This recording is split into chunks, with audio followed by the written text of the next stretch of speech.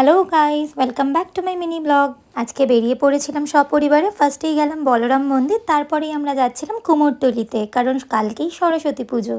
সরস্বতী পুজো হোক বা দুর্গা পুজো, কুমোরটুলি তো আমাদের যেতেই হবে। যাওয়ার পথে নর্থ ক্যালকাটার এই গলিগালাজগুলো যেন দেখতে অসাধারণ লাগছিল। ফটোশ্যুট থেকে শুরু করে বন্ধুদের সাথে আড্ডা মারার যেন একটা পারফেক্ট জায়গা। এর মধ্যে পৌঁছে গেছিলাম আমরা কুমোরটুলিতে।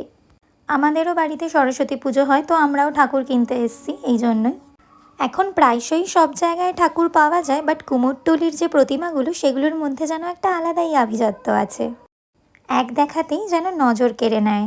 প্রতিবারের মতো আমাদেরও ঠিক সেরকমই কিছু হয়েছিল এবারেও। আমরাও কনফিউজ হয়ে গেছিলাম যে কোনটা ছেড়ে কোনটা নেব। কিন্তু বাড়ির পুজো তো আমাদের একটা ছোট্ট দেখে প্রতিমা নিতে হতো। তারপরে অনেক দেখে ঘুরে আমরা একটা প্রতিমা পছন্দ করি।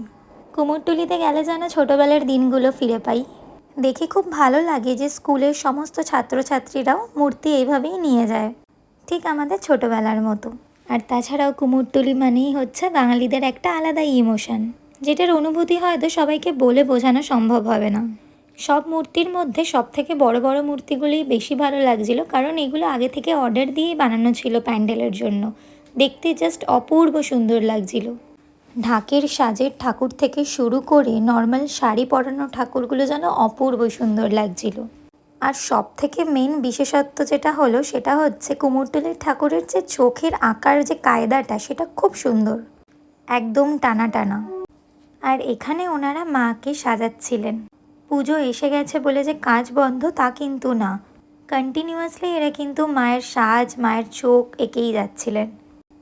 আর এর মধ্যেই আমরা ঠাকুর পছন্দ করে নিয়েছিলাম। মা কোন রঙের শাড়ি পরবে, কী রঙের গয়না নেবে, সব কিছুই কিন্তু আমরা পছন্দ করে দিয়েছিলাম। এর মধ্যেই আমাদের ঠাকুর রেডি হয়ে গেল, তো এবার মাকে ঘরে নিয়ে যাওয়ার পালা।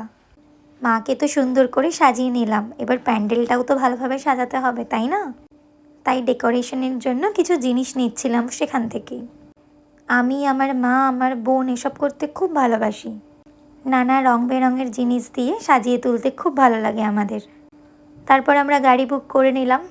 আমাদের উপর ভরসা না করতে পেরে আমার মাই ঠাকুরটাকে নিল। তারপর আর কি, ওয়েট করছি সরস্বতী পুজো। এবার ডিরেক্ট দেখা হবে সরস্বতী পুজোয়। টাটা।